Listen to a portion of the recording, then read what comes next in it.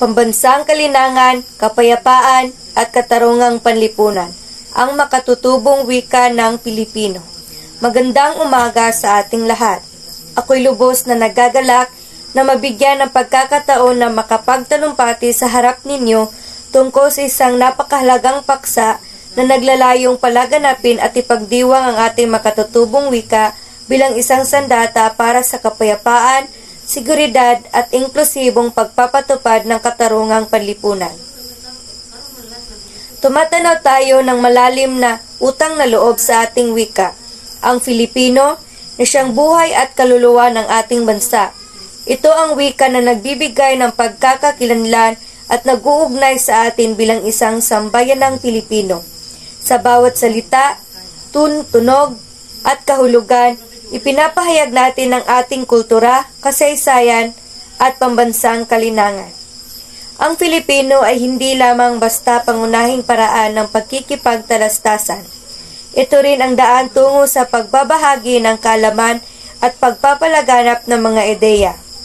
Sa pamamagitan ng ating wika, nagkakaisa tayo sa mga adhikain at layunin para sa kapayapaan. Sa gitna ng mga hamon at suliranin ng ating lipunan, ang wika ng kapayapaan ay nagiging mahalaga.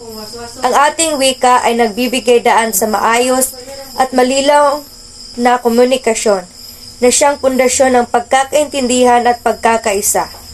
Sa pamamagitan ng paggamit ng wikang Filipino, naghuhulma tayo ng mga tulay ng pagkakaunawaan at respeto sa isa't isa. Sa bawat salita at pangungusap, nagiging posible ang mapayapang pagsasama-sama. Hindi rin na maikakaila na ang seguridad ay isang pangunahing pangangailangan ng ating lipunan. Ang wika ng kapayapaan ay naglalayong linangin ang ating kultura ng seguridad kung saan ang bawat mamamayan ay lubos na nagbibigay ng proteksyon at kaligtasan.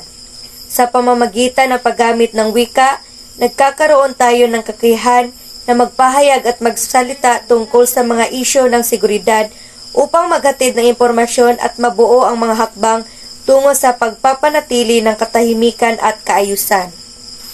At higit sa lahat, ang wika ng kapayapaan ay may malaking papel sa pagpapatupad ng katarungan.